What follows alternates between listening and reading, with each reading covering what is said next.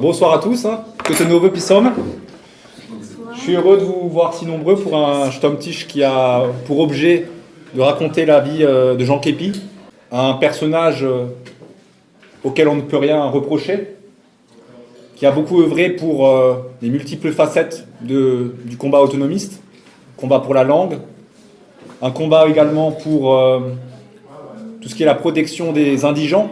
C'était aussi un chrétien, dans le sens le plus noble du terme, c'est-à-dire qu'il y avait la charité chevillée au corps. Je suis heureux, Bernard, que tu aies accepté de venir à l'invitation de Kevin.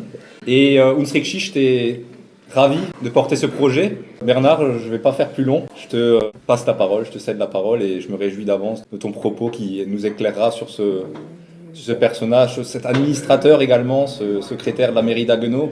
C'est des personnes qui avaient une compétence très forte dans l'administration, dans la gestion des hommes aussi, je pense, qui avaient des idées... C'était un administrateur. Voilà. Et donc je pense que c'est des modèles dont on peut s'inspirer. Ouais. Et comme disait Jacques Fortier à la dernière conférence au Schilekreis, c'est un peu la plume du Heimatbund aussi, Jean Képy. Et c'est vrai qu'aujourd'hui, on a besoin de s'appuyer sur des compétences fortes. Donc je ne veux pas dire qu'on va ressusciter Jean Képy aujourd'hui, ce n'est pas l'objet de la conférence, mais ressusciter sa mémoire au moins. Merci.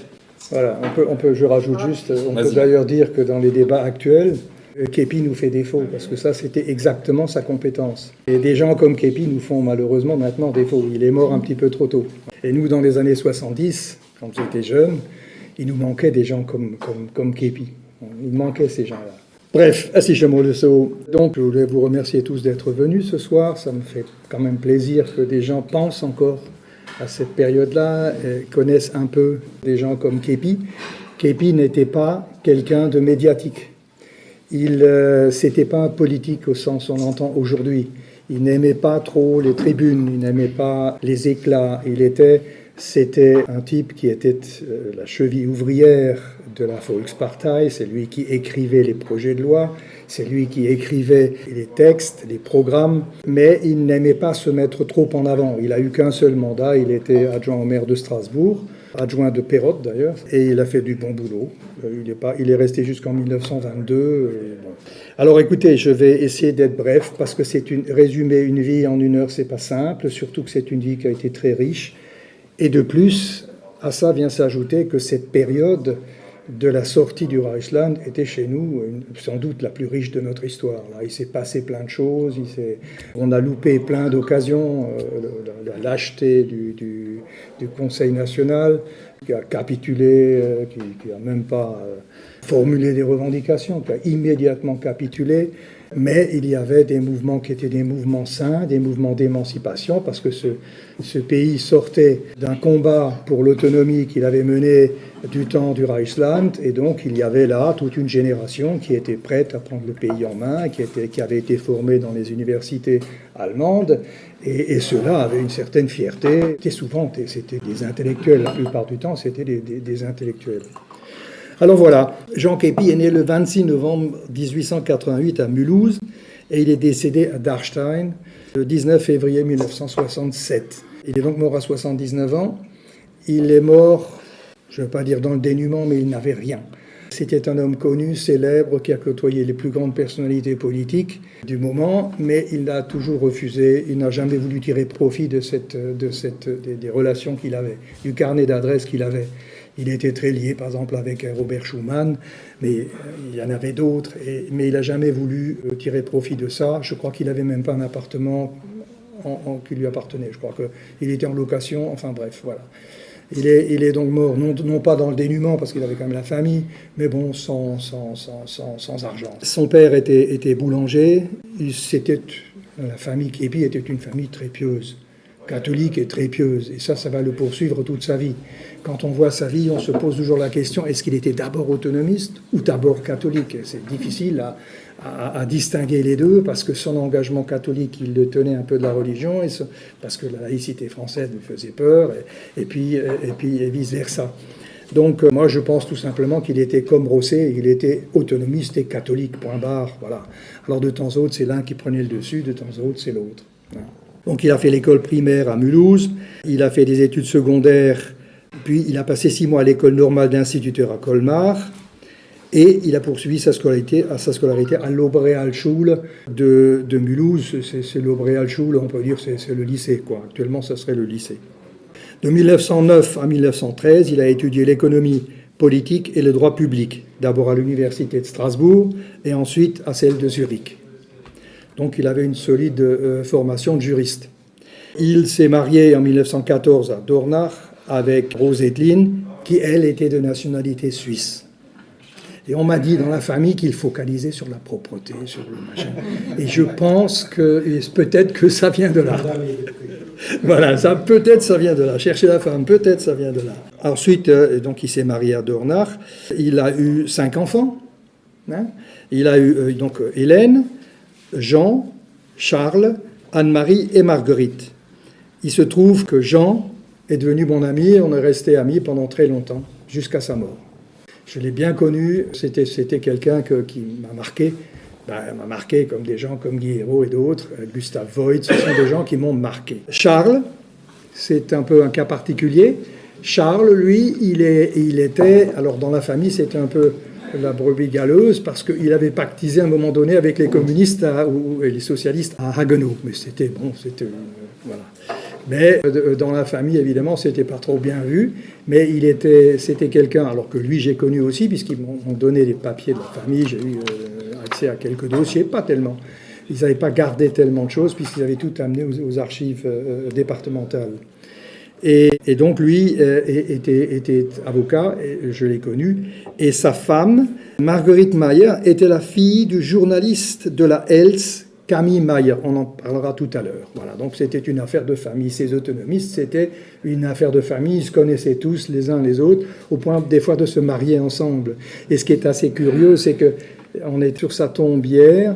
Ses amis, les Nonsiker, les 3 Nonsiker, Oster, Mayer et Brauner sont enterrés à quelques pas de lui. C'est assez dingue. Hein. Ils se sont retrouvés, finalement, dans le cimetière, ils se sont retrouvés. Pour son caractère, c'était quelqu'un d'assez sobre. Hein. Il était très sobre, il ne buvait pas, on ne lui connaît pas d'écart comme Moreau ou d'autres, avec les femmes, des choses comme ça. C'était sa famille, c'était la religion, il était très sérieux, il était travailleur.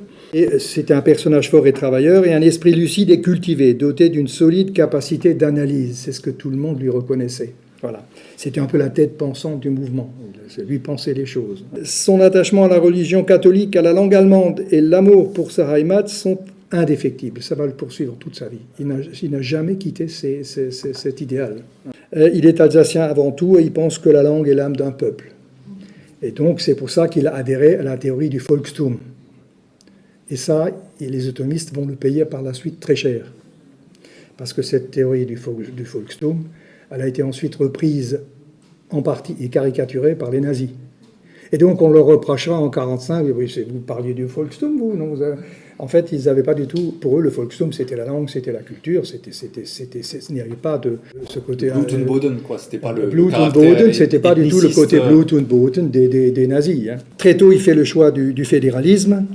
Il acceptait le cadre national, donc voilà, il acceptait le cadre national, mais il pensait que toutes les régions devaient pouvoir adapter à leur mentalité les dispositions étatiques, comme dans les pays fédéraux. Voilà. Donc ça, c'était dès le départ. Pourquoi ? Parce qu'il sortait du Russland, il savait ce que c'était le fédéralisme, et il voyait la supériorité du fédéralisme sur le centralisme français. Ça, il l'avait compris. Hein. Au modèle centralisé français, Képy préférait le modèle pluriel, fédéraliste, fondé sur les autonomies régionales. Ennemi des nationalismes, il rêvait d'un rapprochement franco-allemand et d'une Europe unie. Là aussi, c'est quelque chose qui marque le personnage. Il a toujours rêvé d'une Europe unie. Il a toujours rêvé d'une réconciliation franco-allemande. Et là, évidemment, il était à côté de la plaque à ce moment-là parce que on était en plein en France un prurite nationaliste à nouveau parce que les Français sortaient de la guerre, ils avaient gagné cette guerre, ils avaient un empire colonial immense, ils avaient la première armée, on peut dire presque du monde, hein. Et donc là, comme on dirait aujourd'hui, il se la pétait. Hein. Et lui était plutôt, il pensait à l'amitié des peuples, il pensait au rapprochement de la France et de l'Allemagne. Et bon, il est venu un peu trop tôt. Ses idées sociales, alors il est préoccupé par la condition ouvrière. Ça aussi, c'est quelque chose qu'il a tout le temps porté avec lui. il était préoccupé toujours par la condition ouvrière. Je crois bien que s'il n'avait pas été catholique, il y a des chances, mais en mettant de côté le côté jacobin, qu'il ait viré au socialisme. Il était très, très imprégné de la condition ouvrière et, voilà, et de l'éducation du peuple. Adrien Zeller voulait aussi adhérer à la... Mais il ne pouvait pas à cause de la religion. Et puis il faut dire aussi déjà, c'est que c'est Au PSU, pardon. les socialistes alsaciens à ce moment-là, ils étaient, enfin comme toujours, ils étaient imbuvables. Et donc ils avaient souscrit tout de suite immédiatement au centralisme français, à l'assimilation. Donc ils ne pouvaient pas, quoi, ils pouvaient pas. Mais lui était plutôt progressiste. Il se prononce en faveur du progrès social, du renforcement des liens sociaux et de l'élévation du peuple par l'éducation et la culture, clé de l'émancipation. Donc pour lui, le peuple devait être éduqué et devait posséder une forte culture. En 1909, il engage une correspondance assidue avec le prêtre Karl Sonnenschein, qui était le fondateur du secrétariat social étudiant de Mönchengladbach. C'était un séminaire des catholiques progressistes, en gros. On va réduire ça comme ça. En 1910, il a pris l'initiative d'organiser à Mulhouse des cours de vacances dispensés par des étudiants, justement dans cet esprit, pour que le peuple ait accès à la culture. Donc il a pensé à mettre à contribution des étudiants pour aller enseigner dans les milieux défavorisés de Mulhouse.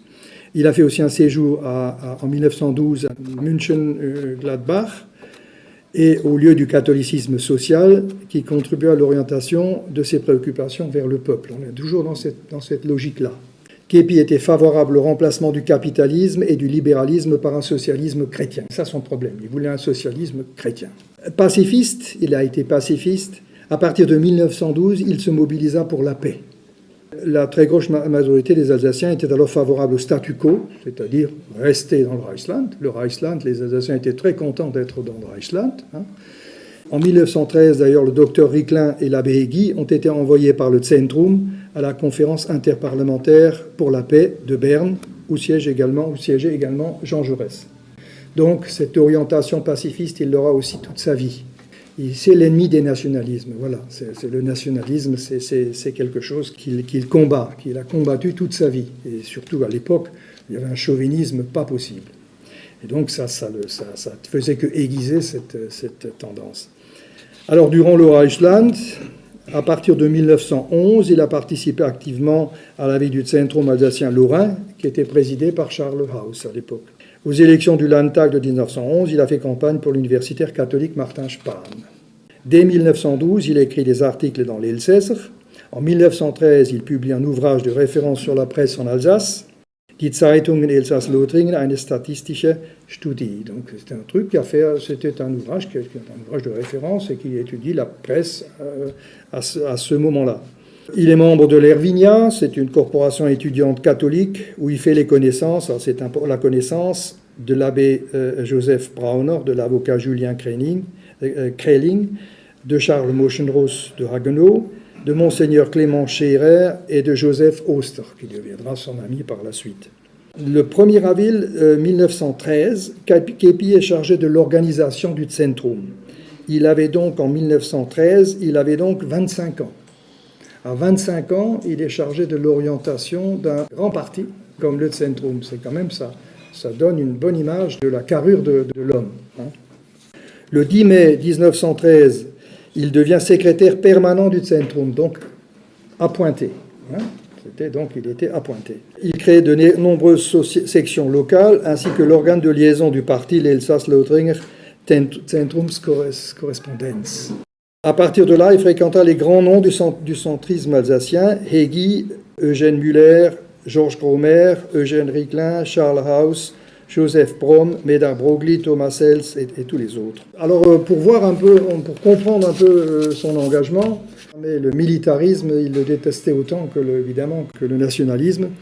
Et quand il y a eu l'affaire de Saverne en novembre 1913, un jeune officier prussien qui avait traité les Alsaciens de Brockes, et puis ça a mis c'est un non-événement en fait, mais ça a mis tout le microcosme de Saverne, francophile de Saverne en émoi. Ça fait toute une affaire qui a été ensuite rapportée dans l'Europe entière. Enfin, c'était un non-événement. Voilà. Mais c'est important, il s'est opposé au militarisme allemand à ce moment-là, et il a organisé de nombreuses manifestations de protestation.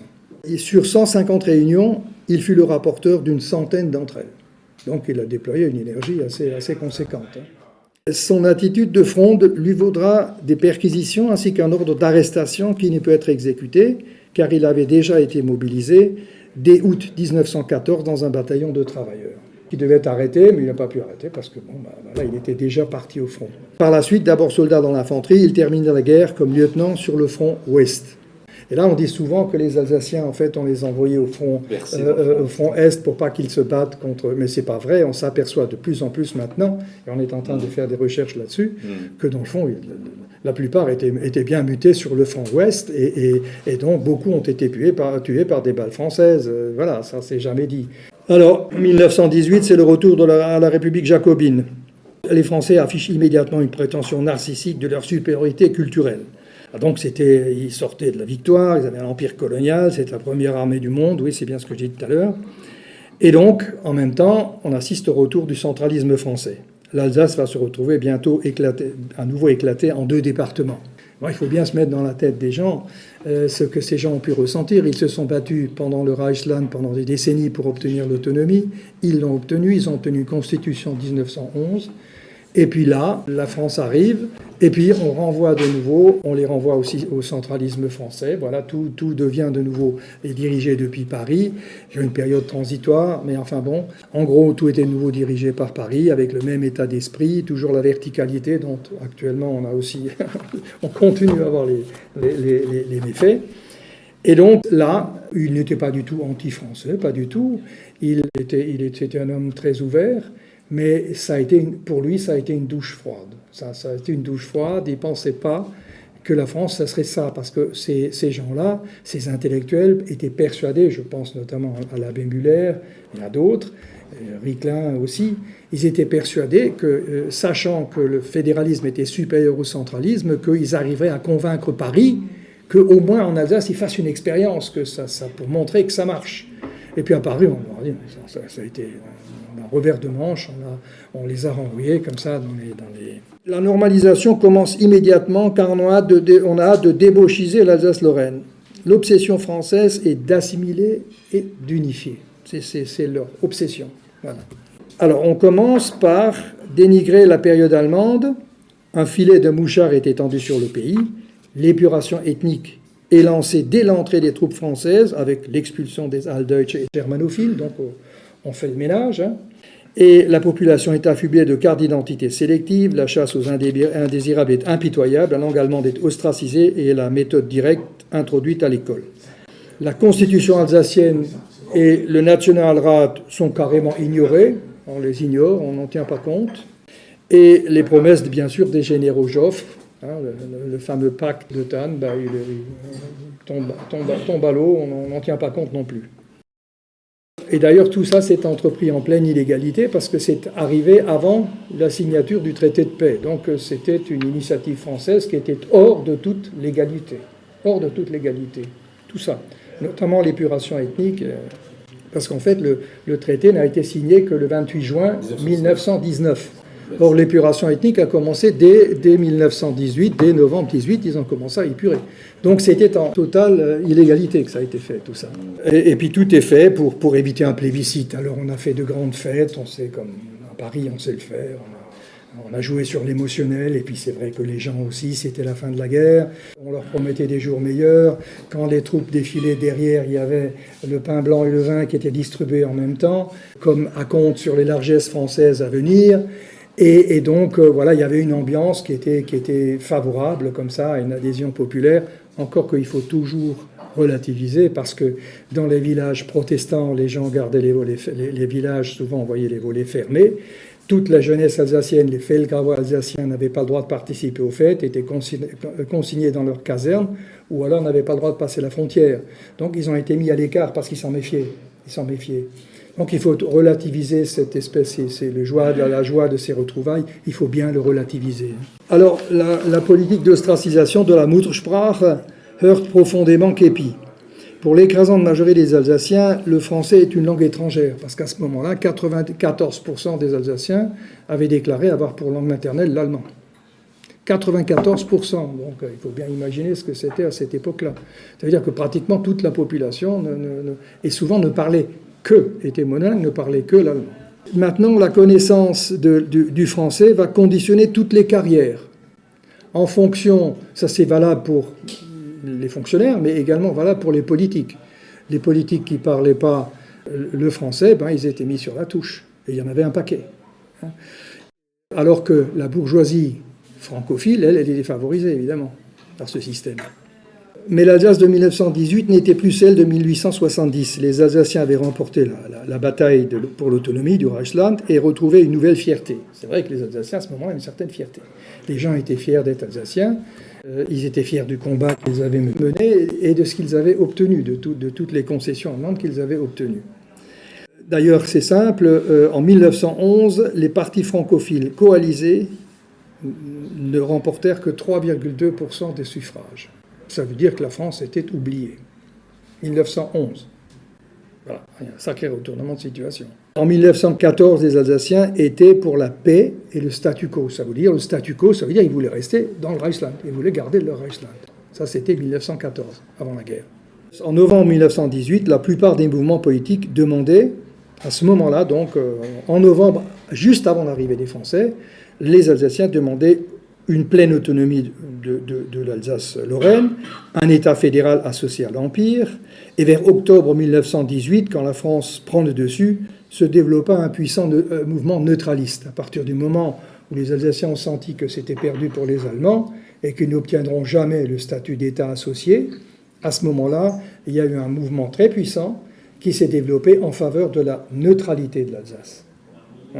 C'était un peu un échappatoire, qui a été ensuite durement réprimé. C'est un mouvement par la suite qui a été durement réprimé. Dès 1919, les déceptions vont tomber en cascade. Les promesses des généraux sont rompues. Ils voient débouler de véritables fonctionnaires coloniaux qui s'abattent sur le pays. Les Français affichent en toutes occasions une arrogance qui irrite la population. On voit dans les textes, quand on lit, les gens sont irrités par cette suffisance. L'anticléricalisme français fait son entrée en Alsace. C'est ce que craignaient les catholiques à ce moment-là. Partout, les nouvelles autorités montrent une méconnaissance profonde des problèmes alsaciens. Je peux juste vous citer cet article de Camille Dalette, qui écrit dès 1919 dans le journal radical La République « Il faut nous prendre tous, avec toutes nos qualités et tous nos défauts, avec ceux que nous avons en nous de Français et avec ceux que nous avons en nous de Boches. Il faut nous prendre tels que nous sommes, c'est à prendre ou à laisser. » C'est très courageux. Il a dénoncé les orgies nationalistes. Oui, il a dénoncé les orgies nationalistes.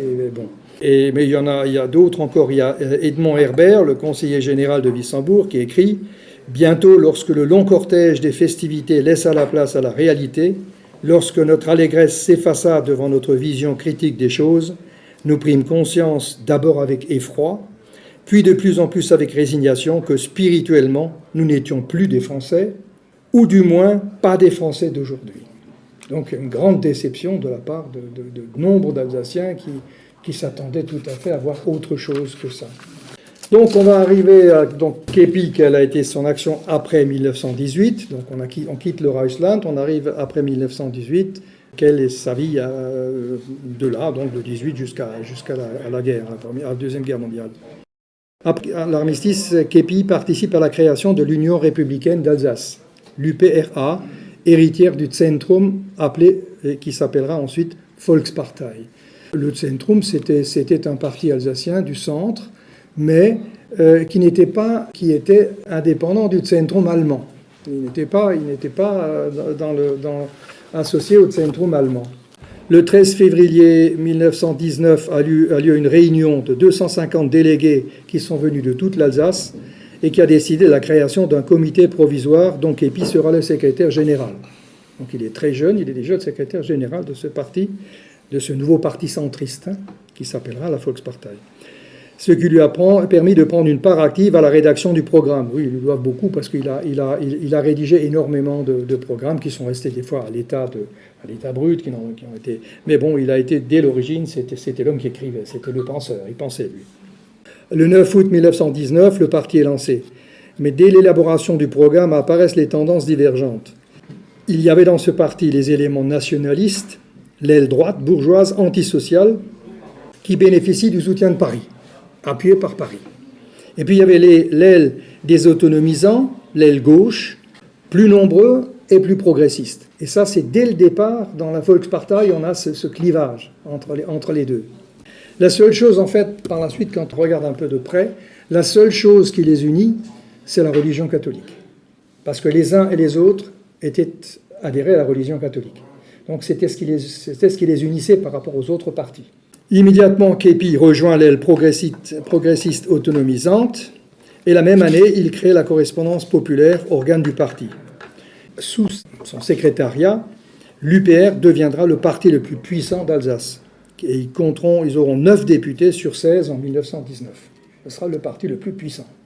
Jean Kepi est immédiatement hostile aux notables, qui se détournent du Volkstum, dont la langue était le ferment.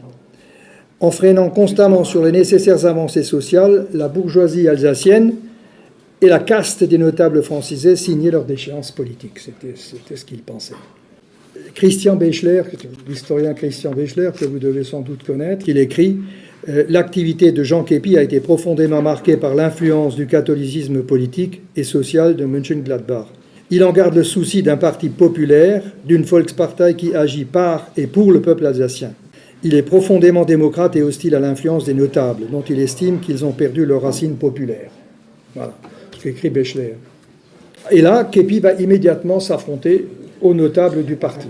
Il va immédiatement s'affronter aux notables du parti. Alors, dans un article de la Correspondance populaire du 13 mai 1919, titré « Weg mit dem Ballast », il fustige les notables du parti et il vise tout particulièrement l'abbé Vetterle et Anselm Logel. Et tous deux étaient acquis à la politique d'assimilation du gouvernement. Et donc, il devait être nommé au Conseil supérieur qui venait d'être créé. Et là, il écrit, en parlant d'eux, donc de Vetterle et de Logel, « Ils ne possèdent aucune valeur représentative de par leur milieu bourgeois, francisé et culturellement déraciné du Volkstum. Logel et Vetterle sont des indésirables du parti. Ils sont foncièrement incapables de défendre le programme de la Volkspartei. Au Conseil supérieur n'ont-ils pas des positions linguistiques contraires au parti? Ne sont-ils point favorables à la destruction de la langue maternelle en Alsace-Lorraine au profit d'une langue étrangère au Volkstum?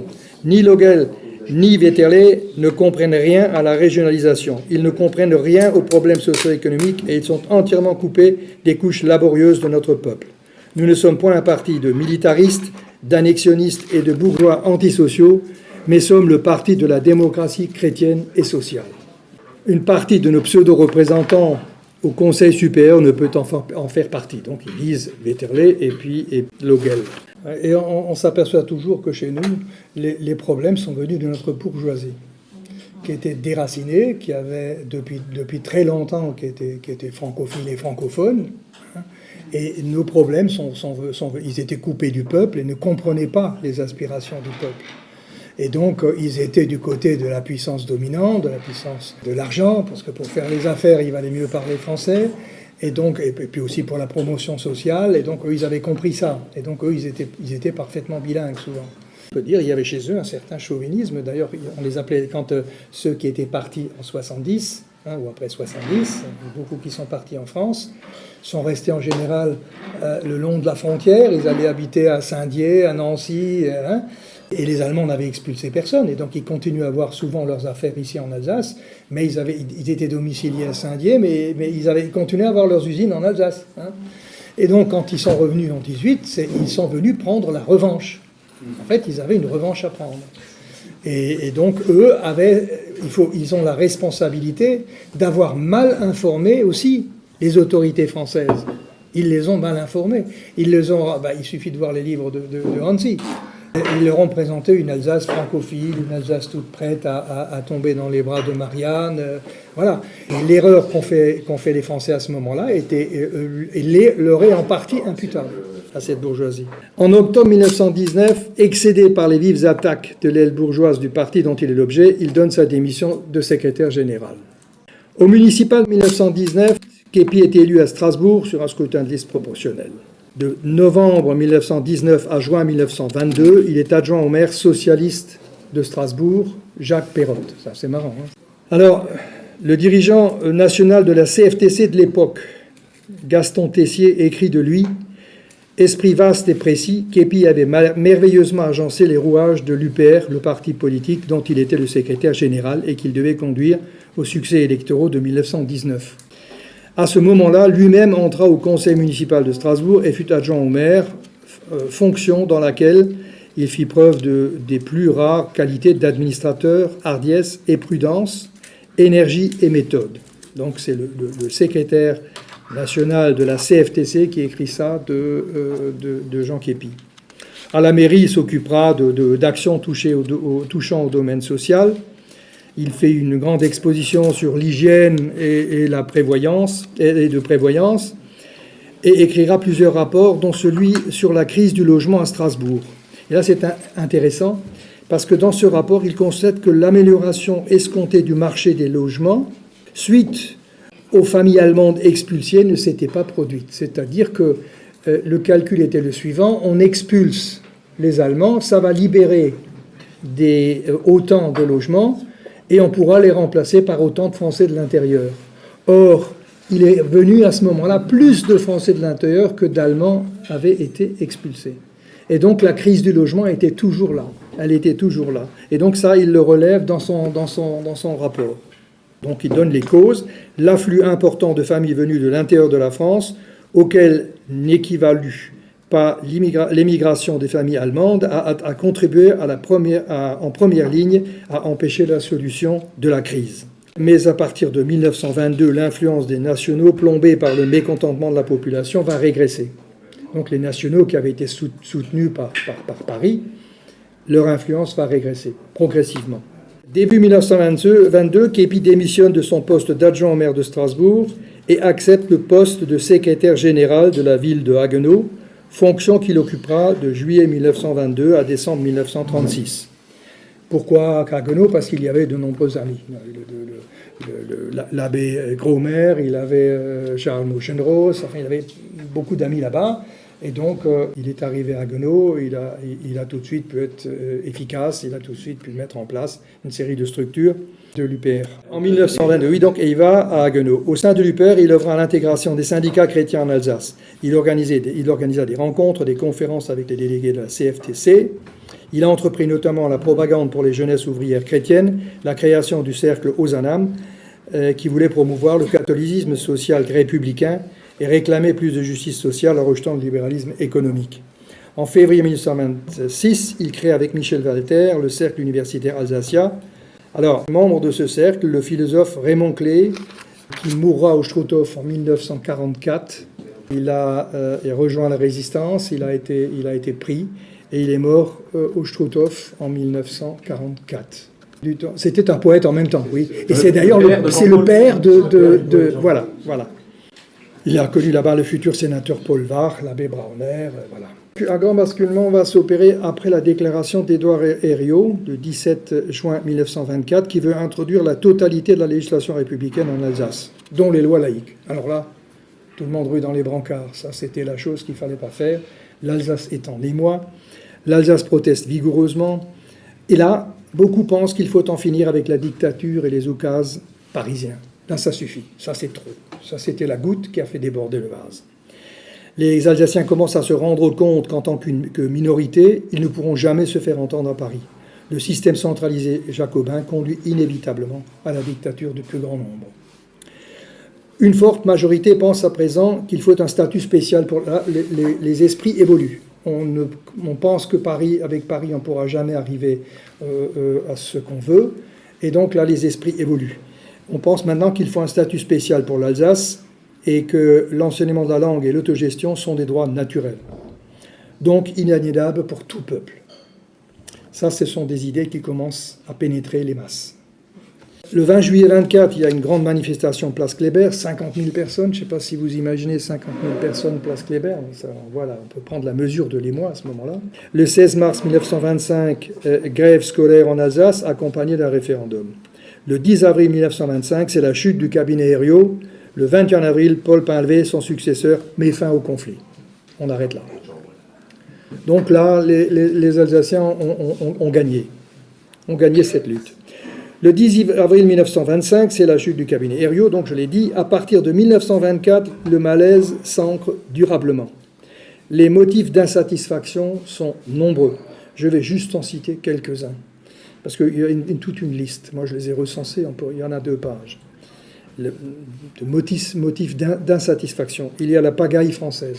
Parce qu'avant, sous le régime allemand, il y avait l'ordre allemand, tout marchait bien, tout était... Voilà. Et on voit, quand on lit un petit peu les différents ouvrages, on sent que ça choque les Alsaciens, il n'y a pas d'ordre, quoi, c'est la pagaille. Les problèmes économiques, donc on assiste à un marasme économique, crise du chômage, inflation, la reconstruction tarde. La reconstruction promise ne vient pas, les gens attendent, sont déçus.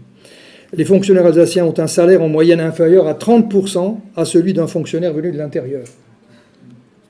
C'est un truc, quand on y réfléchit, c'est ahurissant. Idem pour les instituteurs.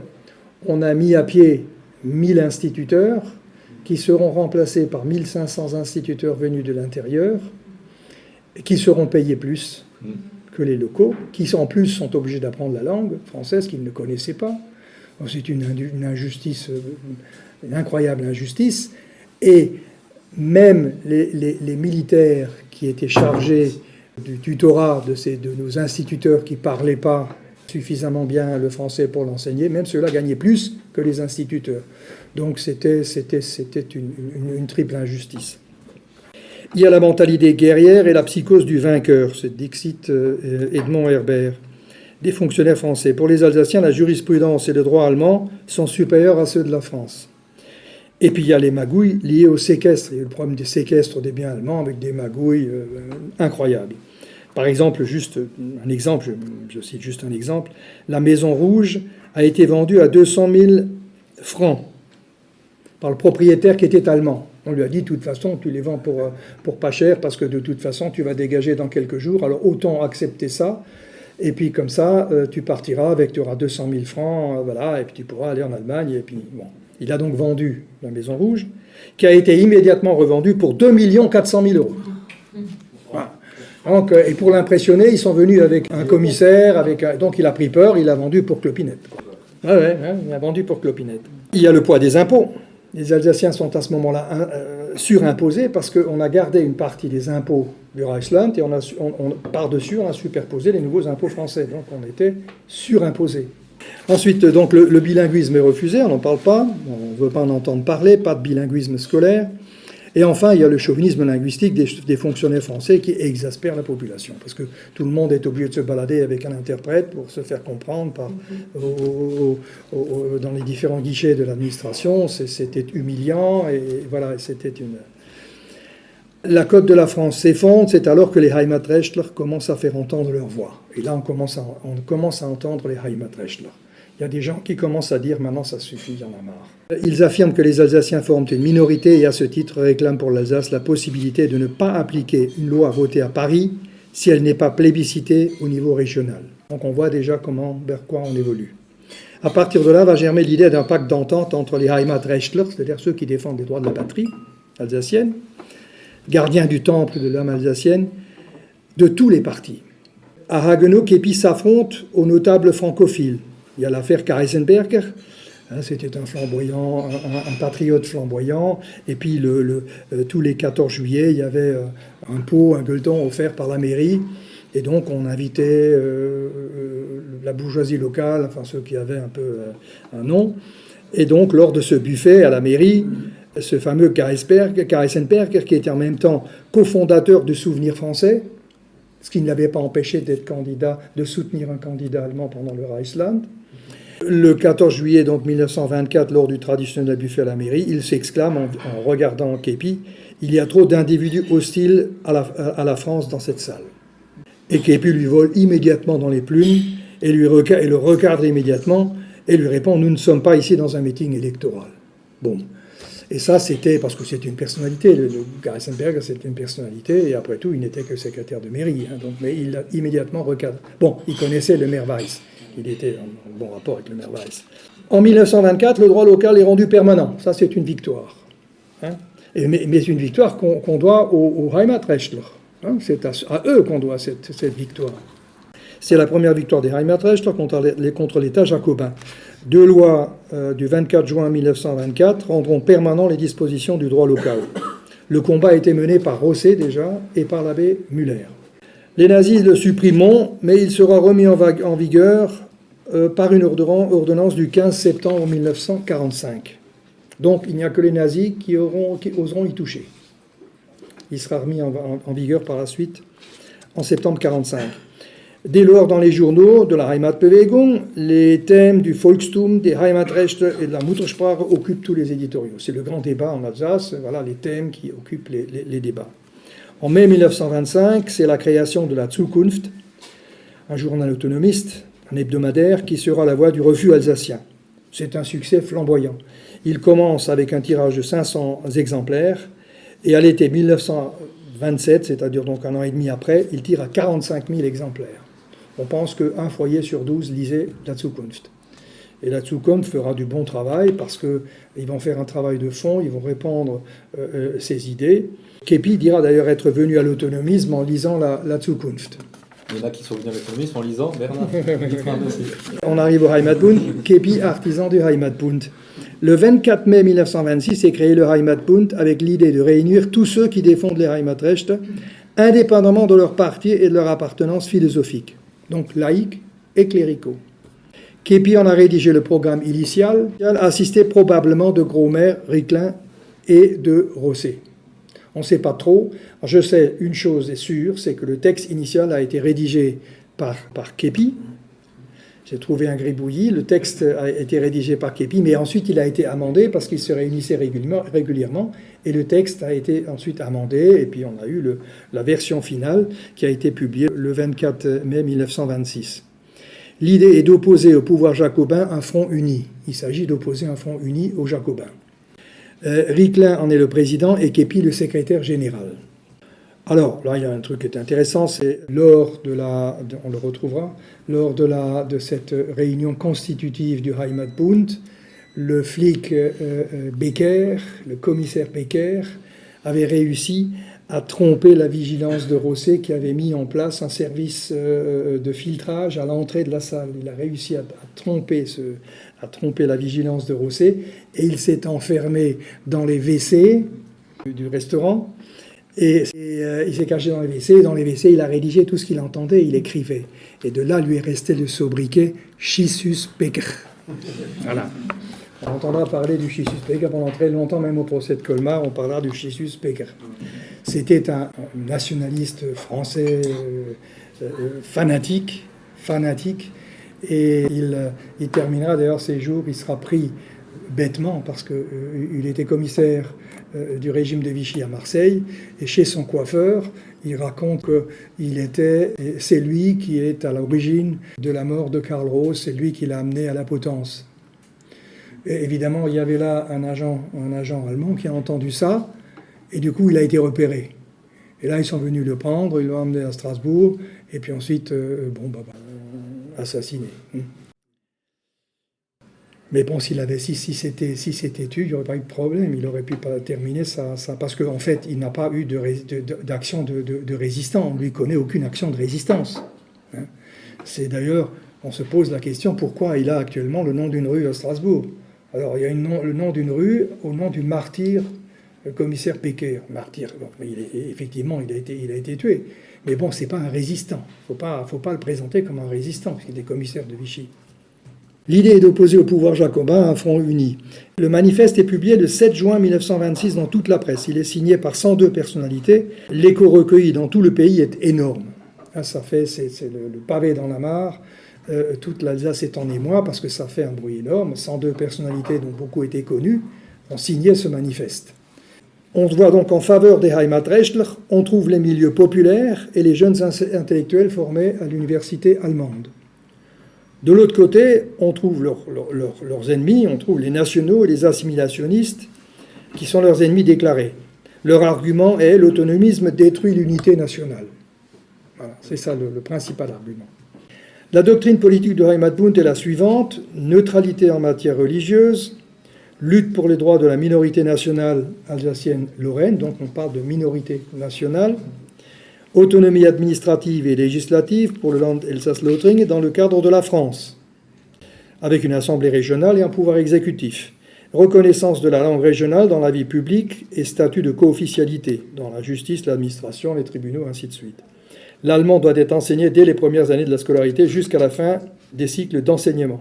Donc le Heimatbund se déclare pour la paix et la collaboration internationale et contre le chauvinisme, l'impérialisme et le militarisme. Pour la réconciliation entre la France et l'Allemagne, ça c'est un thème qui revient souvent, qui est récurrent. Parce qu'ils ont compris que nous, en Alsace, nous avions intérêt à cette réconciliation. On n'avait pas intérêt à ce qu'il y ait en permanence ces tensions. C'était mauvais pour le commerce, mais c'était mauvais pour les relations avec nos voisins, c'était mauvais pour tout. Donc on avait intérêt à avoir de bonnes relations entre la France et l'Allemagne. Suivra une levée de boucliers avec des torrents de calomnies et d'injures. Le Temps et l'Écho de Paris réclament des mesures d'exception contre les autonomistes. En titre en gros à la une, avec ces gens-là, on ne discute pas. Les loges maçonniques s'activent également pour mettre les Heimatbündler en échec. Déjà dans le convent de 1923, le Grand Orient de France avait demandé la fin du régime concordataire, l'introduction du régime scolaire laïque, la suppression du commissariat général aux affaires d'Alsace et de Lorraine à Strasbourg, le transfert de tous les pouvoirs du commissaire général au préfet. Le Heimatbund répondra aux attaques par un tract largement diffusé signé Ricklin et Kepi. À Haguenau, l'Unterland, donc c'était le journal, c'était l'équivalent de l'Elsass, mais pour Haguenau, donc journal catholique, et qui était aux mains de Kepi et de Gromer, croisera le fer en permanence avec les opposants au Heimatrechtler. Alors arrive la répression et la sanction des signataires. Le 11 juin 26, Pierre Laval, ministre de la Justice, au motif que le manifeste du Heimatbund, par les termes employés et son esprit, cherche à porter atteinte à l'unité nationale, décide d'infliger une série de sanctions aux signataires du Heimatbund. Les maires, fonctionnaires d'État, employés municipaux sont suspendus et déférés devant les instances disciplinaires et professionnelles, car il n'y avait alors à ce moment-là pas de loi en France qui permettait à un tribunal de condamner l'autonomisme. Donc voilà, fonctionnaires et cheminots sont suspendus sur le champ, 30 fonctionnaires furent touchés, dont Rosset. Cas du notaire de Benfeld, des conseillers généraux Edmond Herbert et l'abbé Georges Gromer, qui sont mis en demeure par la Volkspartei, soit de retirer leur signature, soit de démissionner de leur mandat. Donc, terrible pression. Le 16 juin 1926, le préfet avait adressé une lettre au maire de Haguenau, le priant de lui faire connaître les sanctions qu'il avait prises contre Kepi. Parce que ça, c'est ça qui l'inquiétait, parce que Kepi, ils avaient compris à Paris que Kepi était une cheville ouvrière, et que c'était Kepi qu'il fallait viser. C'était le penseur, c'était l'idéologue. Donc il fallait s'attaquer à Kepi. Le 22 juin, celui-ci réunira le conseil disciplinaire qui conclura qu'il n'y a aucune raison justifiée de prendre des mesures disciplinaires contre M. Kepi. Donc, échec du gouvernement. Pas de sanctions disciplinaires contre Kepi. À partir de là, les positions vont se durcir. Les communistes demandent l'annulation du traité de Versailles et se prononcent pour l'autodétermination des Alsaciens. Ils soutiennent l'action du Heimatbund. Ils font une manifestation de soutien au Heimatbund le 16 juin à Strasbourg. Les radicaux se divisent en deux camps opposés, celui de Dalet et celui de Lucien Minck. Les socialistes, eux, restent dans le camp des assimilationnistes. Ils resteront toujours, ils ne changeront pas de camp, ils resteront toujours dans le camp des assimilationnistes. Les républicains démocrates, la bourgeoisie protestante, sont favorables au bilinguisme et au statut religieux, mais opposés à toute idée régionaliste. Si elle était appliquée uniquement à l'Alsace, ils seraient éventuellement favorables si c'était appliqué à toute la France. C'est le cas Extravirschtlessin. En gros. Le parti catholique est déchiré entre l'aile bourgeoise des nationaux et l'aile gauche des régionalistes autonomistes. Eux, ils sont déchirés entre les deux. Alors, au niveau des journaux, la Zukunft, la Heimat, l'Unterland et l'Elsasser Kurier de la Behegi soutiennent le Heimatbund. L'Elsass garde une ligne moyenne et craint une division des catholiques. Eux, l'Elsass, on avait peur que ça amène la division des catholiques. Le plus important, c'était de maintenir la cohésion des catholiques. Et ils avaient peur que ce débat finissent par amener une scission au niveau des catholiques. Les nationaux de tous bords vont répliquer par des attaques de plus en plus vives. Ils dénoncent un complot Bosch. Alors, entre guillemets, ils dénoncent un complot Bosch, c'est le titre d'un article, et accusent Berlin de guider l'action des Heimatbund. Au lieu de reconnaître qu'ils se sont plantés, on accuse Berlin d'être à la manœuvre, derrière les Heimatbund. Kepi et Ricklin vont répondre point par point à leurs attaques diffamatoires dans un communiqué publié dans la presse. On le retrouve dans la Heimat de juillet 1926. Moi, j'ai toute la série des Heimat. On retrouve à peu près tout. On peut très bien suivre l'évolution du mouvement à travers la Heimat. C'est pas mal.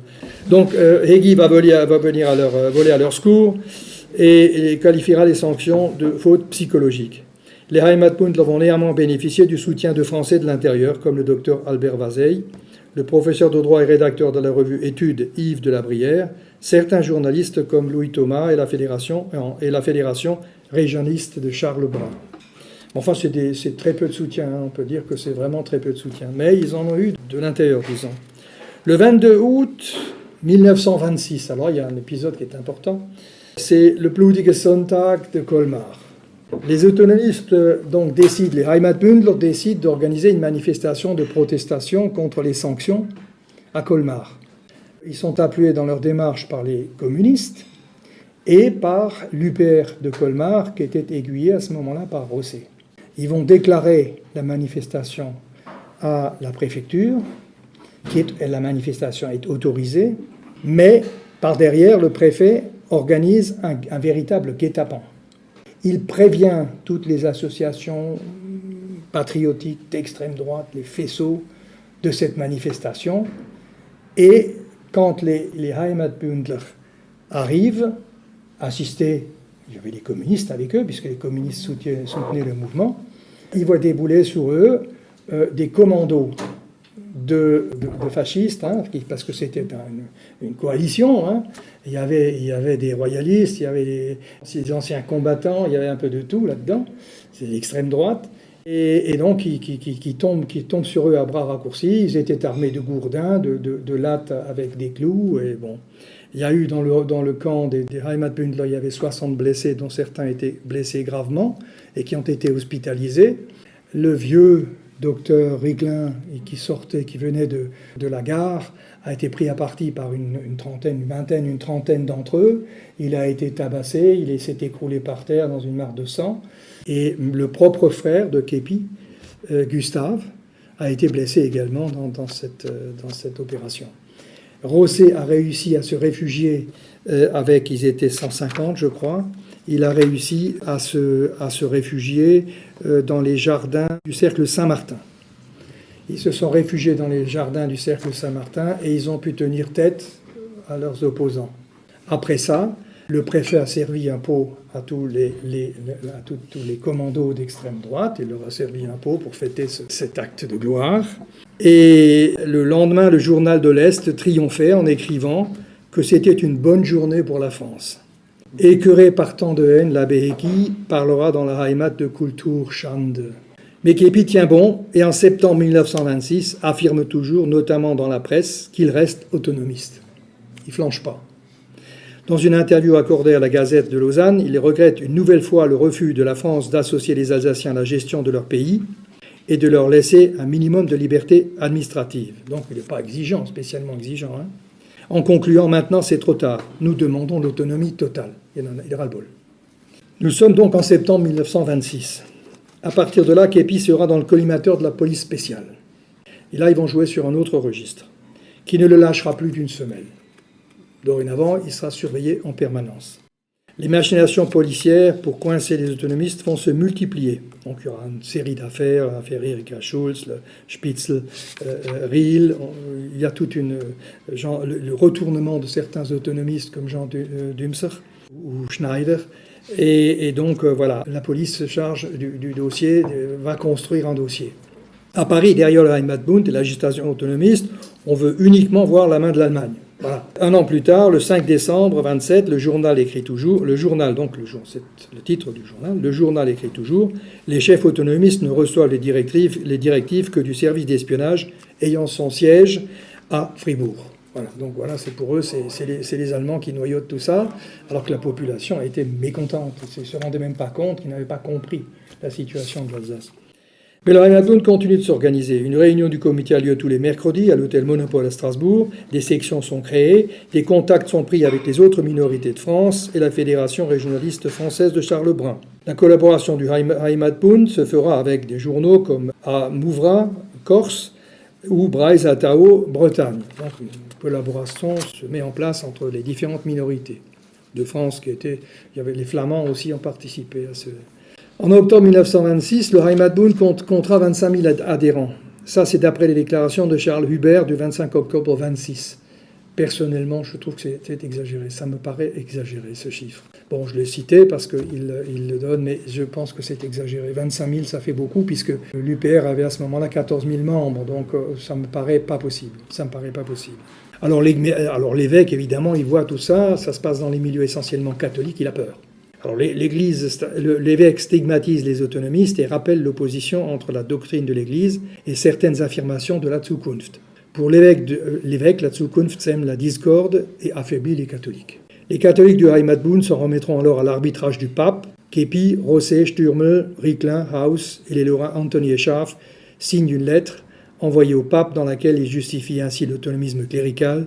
Nos traditions et nos institutions religieuses ne peuvent pas être conservées à la longue dans l'État laïque et unitariste français sans la garantie constitutionnelle d'une large autonomie, écrivent-ils. Ils prononcent contre la politique d'assimilation, la méthode directe, et ils protestent contre l'accusation portée contre eux d'atteinte à l'unité nationale. Donc ils le développent, tout ça. La réponse du pape n'est pas connue, ce qui signe sans doute une fin de non-recevoir.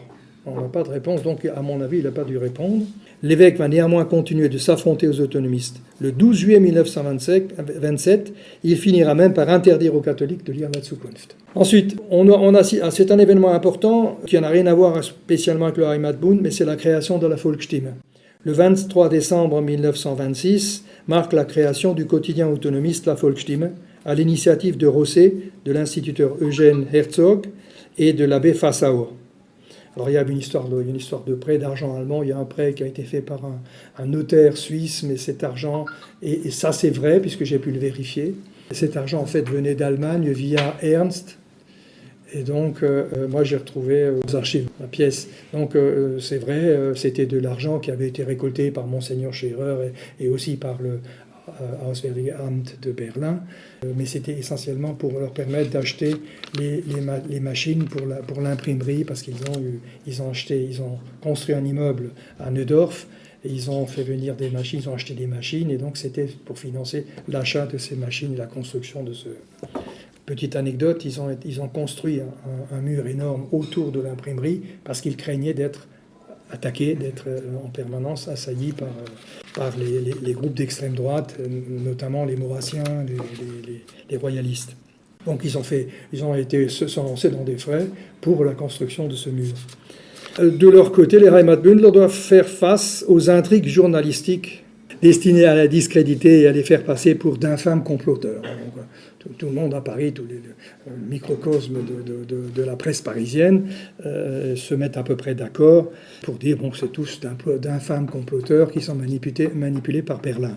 En janvier 27, le journaliste Édouard Elsé écrit dans le grand quotidien du journal, ça c'est un très grand quotidien parisien, « L'autonomisme est un vaste complot dirigé contre la France et ourdi par les cléricaux alsaciens en alliance avec Berlin, Moscou et le Vatican. » On prête qu'en riche, hein.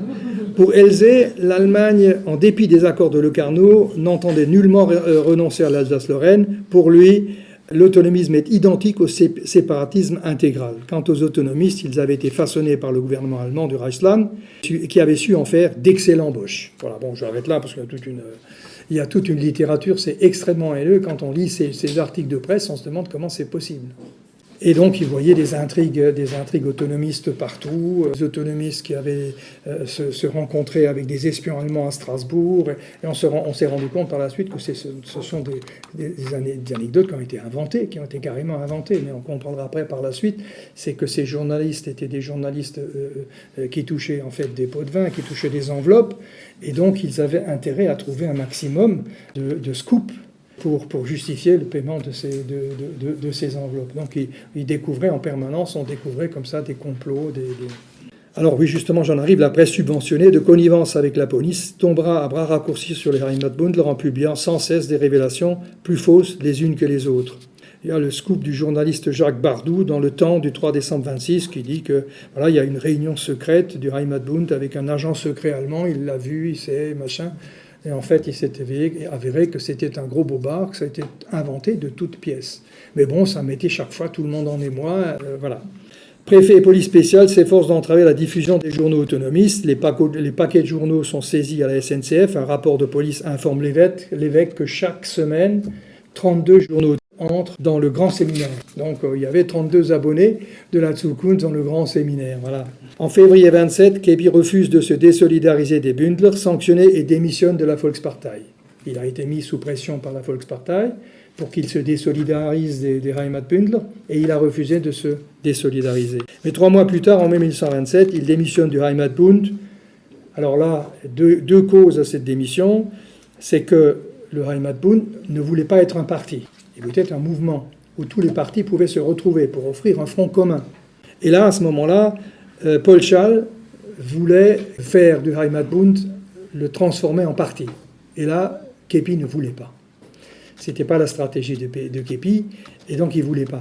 Il y avait un autre point qui a motivé sa démission, c'est qu'il y avait une lettre de Ricklin du 12 mars 1926, donc avant la création du Heimatbund, et dans laquelle il répondait à Riel, qui était un agent provocateur français, qui se faisait passer pour un militant autonomiste, et qui lui dit « Mais comment, qu'est-ce que vous comptez faire ?»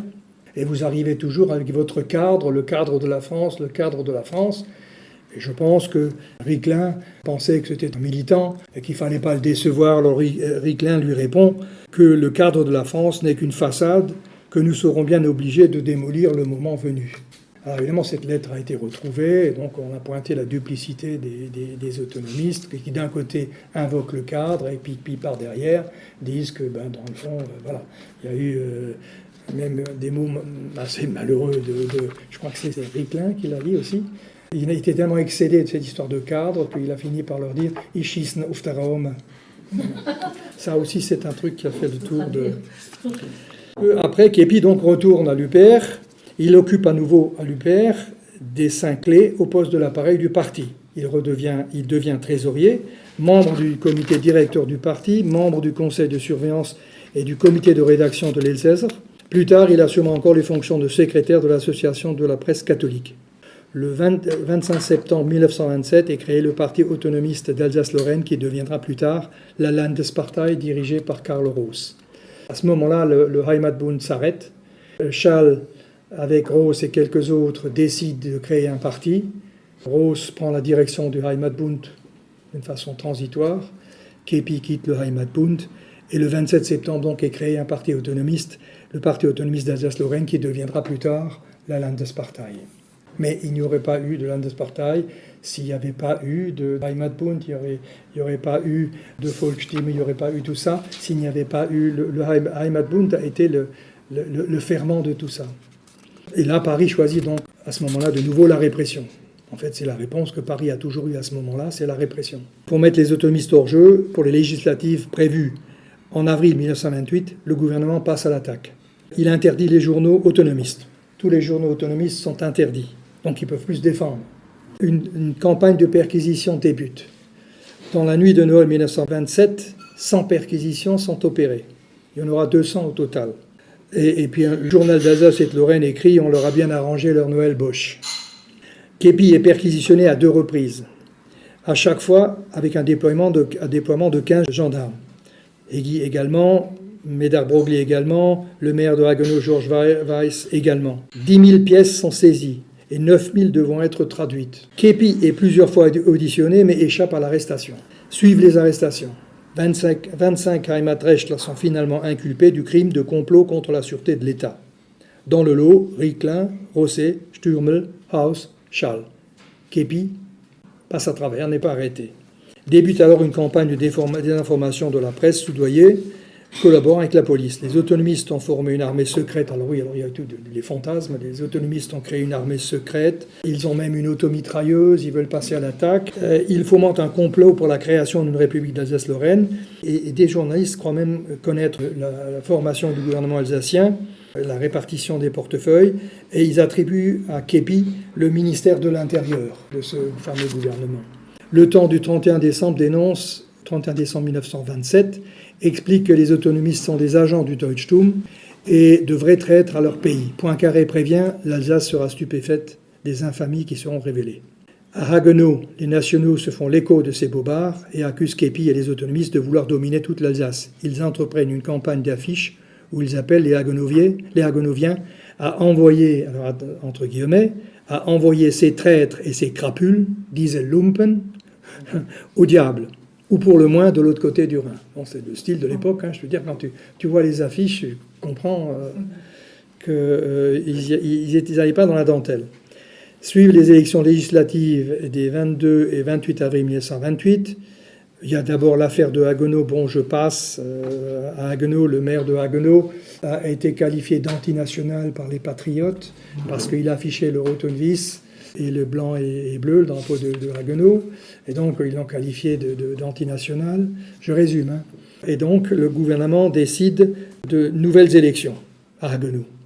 À ce moment-là, il y avait 14 autonomisants sur 27 au conseil municipal. Après ces nouvelles élections, il y aura 27 sièges sur 27 qui passeront aux autonomistes. Donc, encore une fois, l'échec total du gouvernement. Échec total. Aux élections législatives d'avril 1928, elles marquent la victoire de l'Einheitsfront, donc de tous les Heimatrechtler, de tous les partis, qui se sont entendus par-delà les directives des partis. Donc, à travers les partis, les Heimatrechtler se mettaient d'accord et on élisait celui qui était le plus proche des idées défendues, quel que soit son parti. Ces élections législatives marquent la victoire de l'Einheitsfront. Ricklin et Rosset sont élus députés en prison. Ils étaient donc enfermés, ils étaient en prison, ils posent leur candidature en prison et ils sont tous les deux élus à la députation en prison. À Haguenau, Képy et Gromer, véritables initiateurs et théoriciens du Front uni, ont manœuvré pour obtenir le désistement du Heimatrechtler Charles Haus contre la promesse de Charles Walter, qui était le dirigeant de l'UPR à ce moment-là, mis en difficulté par ce dernier, donc par Charles Haus, qui avait fait un très bon score. Et si Charles Haus ne se désistait pas, Walter ne pouvait pas être élu. Képy et Gromer sont intervenus auprès de Charles Haus pour lui demander de se retirer pour permettre l'élection de Walter. Mais c'était du donnant-donnant. Ils ont fait un contrat avec Walter en lui disant « Bon, ben voilà, il se retire, tu vas être élu, mais en compensation, tu vas défendre les positions autonomistes et tu vas demander également, tu seras donc député, tu vas demander la libération des Alsaciens, des militants emprisonnés. » Et dans un premier temps, Walter a joué le jeu. Sur 16 sièges à pouvoir, les Heimatrechtler en remporteront 11. Rosset, Ricklin, Broglie, Bilger, Dalet, Maurer, Sels, Brom, Walter, Weidmann et Meck. C'est une grande victoire pour les régionalistes, parce que bon, là-dedans, quand on dit il y avait des régionalistes, voilà, mais bon, mettons-les dans les Heimatrechtler. Mais 1928, c'est le procès de Colmar, c'est une farce judiciaire qui aboutira néanmoins à 5 condamnations. Rosset, Ricklin, face à Auchal sont condamnés à 1 an de prison et 5 années d'interdiction de séjour. C'était une farce judiciaire. Vraiment, c'est un dossier vide. Mais suite aux protestations, ils seront graciés en juillet. Alors là, on assiste à une recomposition des forces politiques. Les succès électoraux des Heimatrechtler vont s'enchaîner. Donc on passe d'abord par la Einheitsfront, donc l'union de tous les Heimatrechtler. Des élections cantonales d'octobre 1928 marquent le triomphe du Einheitsfront contre les directives des partis. 13 sièges sur 35 dans le Bas-Rhin, 11 sièges sur 26 dans le Haut-Rhin. En novembre 1928, les nationaux de la Volkspartei, aiguillés par Paris, font sécession et créent l'APNA. Leur position n'était plus tenable au sein de l'UPR. Leur position était trop affaiblie. Ils ne pouvaient plus être aucune efficacité. Donc, ils ont été aiguillés par Paris pour faire sécession. D'ailleurs, leur lettre de démission a été écrite à la préfecture. Et donc, ils ont quitté l'UPR, la Volkspartei, ce qui laissait les coups des franches à ce moment-là aux autonomistes, puisqu'ils étaient débarrassés de l'aile nationaliste patriote. Et donc, à partir de là, ils vont voler de succès en succès, le parti va se développer. L'APNA ne réussira jamais à faire de bons scores, ils ne réussiront pas. Le gouvernement va encore financer un journal qui s'appelle le Elsässer Pote, qui a coûté très cher au gouvernement, mais qui n'a rien apporté, qui n'a pas réussi à remplir la mission qu'on lui avait impartie. Le Heimatrechtliche Flügel de la Volkspartei, mené par Rosset, Gromer, Képy, avait gagné sur toute la ligne. Une fois débarrassés des nationaux, la voie était ouverte au Volksfront. À partir de là, Képy et Gromer vont soutenir Walter en toutes occasions, notamment contre ceux au sein même de l'UPR qui n'acceptaient pas son adhésion à l'autonomisme. Donc Walter devient autonomiste. Mais il va changer, après. Une girouette à Haguenau, il l'appelait Svetterfeindl. Donc on arrive là maintenant au Volksfront. Donc là maintenant on s'organise. Là maintenant l'idée est de grouper non plus des individus isolés, mais de grouper des partis de la Heimatbewegung. Et donc d'opposer un front commun des partis de la Heimatbewegung. Et ça s'appelle donc, là on est dans le Volksfront. Les communistes, les premiers, avaient lancé l'idée d'une union sacrée des partis. Au municipal de mai 1929, les communistes Maurer et Huber avaient accepté l'alliance avec les cléricaux de l'UPR. Donc les communistes qui s'associent avec des cléricaux, c'est original. Ce qui leur vaudra d'être accusés de compromission avec les forces bourgeoises. En juin 1929, ils décident de quitter le PC et fondent le PCO, le Parti communiste opposition. Dès novembre 1926, Dalet et George Wolf avaient créé l'Elsässische Fortschrittspartei, donc un parti progressiste, radical, qui est réorganisé par Dalet en février 1929 et qui se rapprochera ensuite de la Landespartei jusqu'à former une autonomistische Arbeitsgemeinschaft. Donc ils vont former une, comment on peut appeler ça, Arbeitsgemeinschaft. Une communauté de travail, mais bon, une communauté de travail avec les... Voilà. Depuis son élection d'avril 1928, Michel Walter aura tenu parole et soutient l'idée du Volksfront. Donc Kepi, Gromer et Rosset étaient les véritables chevilles ouvrières. Celui-ci pourra donc voir le jour. Alors les partis de la Volksfront sont la Volkspartei, la Landespartei, la Fortschrittspartei et le PCO. Le Parti chrétien vient s'ajouter à ces partis, le Parti chrétien social de Lorraine, de Victor Antoni, qui habitait à Finstingen, qui est au municipal de 29, les autonomistes l'emportent. À Strasbourg, le maire est Charles Hubert. À Colmar, à Célestin, à Haguenau, à Saverne, à Huningue. Le quotidien, la Hels, le quotidien autonomiste, la Hels, est fondé le 7 décembre 1929. Les conseils généraux adoptent des vœux en faveur du bilinguisme et l'amnistie des condamnés.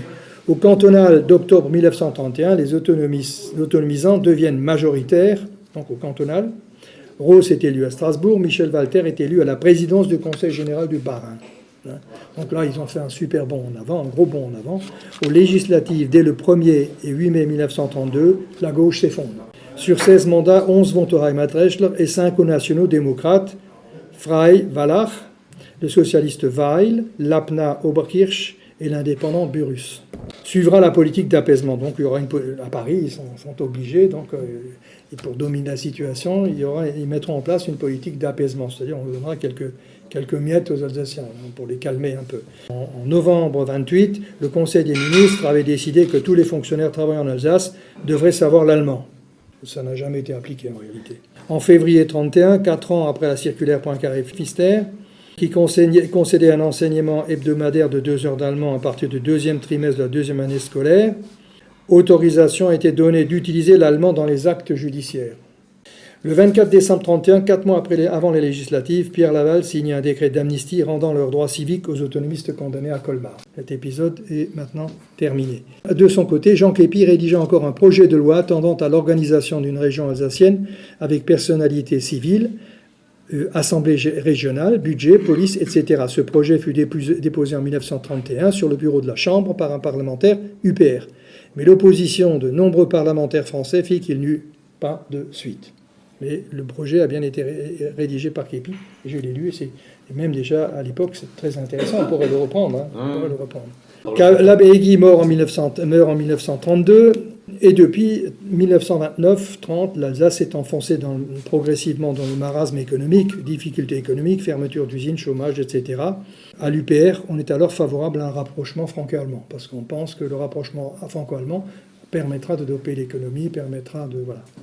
À Haguenau, devenu une forteresse autonomiste, Gromer et Kepi sont incontournables. Sous l'égide du maire Weiss, ils multiplient les réunions, les colloques.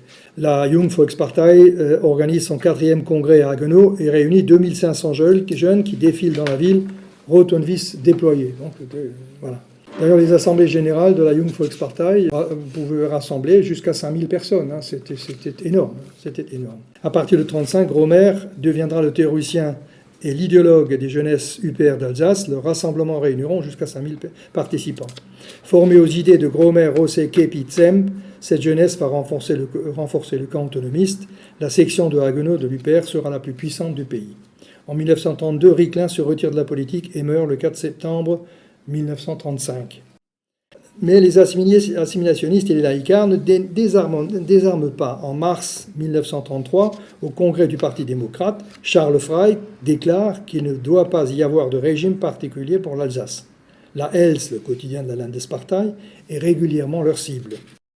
Alors là, il y a toute une tirade, mais je ne veux pas vous la citer, de Camille Dallet, qui dit que voilà, quand la liberté est en danger, quand il se range du côté de ceux qui sont sur la barricade, donc qui fait une profession de foi pour la liberté et la démocratie. Et donc une très belle tirade, mais là je ne vais pas vous la lire, il y a un peu une demi-page.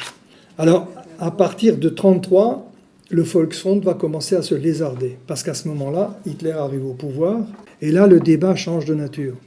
Il y a une certaine crainte qui se développe aussi bien en France qu'en Alsace, et là il y a un débat d'idées qui s'installe.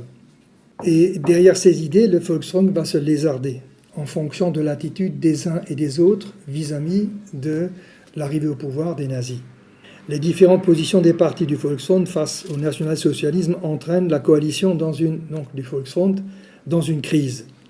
La Volkspartei et la Fortschrittspartei marquent une franche hostilité aux doctrines nazies. L'Elsässer et l'Elsasser Kurier publient régulièrement des articles pour dénoncer le régime. Le 6 octobre 1936, Rosset écrit à la Une un article où il prend nettement position contre le national-socialisme et Hitler. L'Alsace heureuse que nous voulons ne peut nous être adonnée ni par Moscou, ni par Hitler. Nous devons la créer par nous-mêmes, écrit-il. Le PCO, dans un premier temps, dans la Neue Welt, attaque fréquemment l'esprit hitlérien et traitait le Troisième Reich d'État meurtrier, donc les communistes. Les ultras de la Landespartei, eux, restent dans l'ambiguïté. Ils ne condamnent pas, ils restent dans l'ambiguïté, voilà. On sent que là, dès 1933, il y a chez eux là, quelque chose qui n'est pas très net. Pas de positionnement net, comme pour les autres. Ceci pousse Dallet, dès le 16 septembre 1933, à démissionner de sa fonction de co-directeur de la Hels pour incompatibilité de lignes politiques. Et plus tard, dans la Neue Zukunft, en juillet 1935, il marquera une nouvelle fois son opposition au nazisme en dénonçant l'attitude trop conciliante de la Hels à son égard. Donc, Dallet, il est clair, il démissionne devant l'attitude de la Landespartei et de la Hels, il donne sa démission et quitte. Voilà. Bon, je vais juste profiter pour continuer. Donc, on est en 1933, et là, la Volksfront va s'effriter. Justement, à cause de ces prises de position ambiguës de la Landespartei et de la Hels. Et ça sera la fin du Volksfront. Il y aura encore des succès mitigés au cantonal en 1934. Et là, ils vont séparément à la bataille. Et ça, évidemment, sur le plan électoral, c'était pas payant. Haus et Schall, par exemple, sont battus à Sels et Bischwiller. Les autonomistes, on va les appeler orthodoxes, seront perdants dans cette affaire. Aux élections municipales, qui marquent de 1935, ces élections marquent la rupture. À partir de là, aux élections municipales, les partis de la Volksfront à Strasbourg obtiennent 60% des voix, donc majoritaires. Mais 21 mandats sur 5 pour la Volkspartei de Walter. Mais Walter fait volte-face en trahissant ses alliés de la veille et en votant pour le républicain, et donc lui et ses 4 acolytes vont voter pour le républicain démocrate Charles Frey, qui était l'ennemi juré des autonomistes. Et donc, à partir de là, la dynamique de l'alliance sera définitivement brisée. Donc, je m'étais arrêté tout à l'heure à l'effondrement du Volksfront.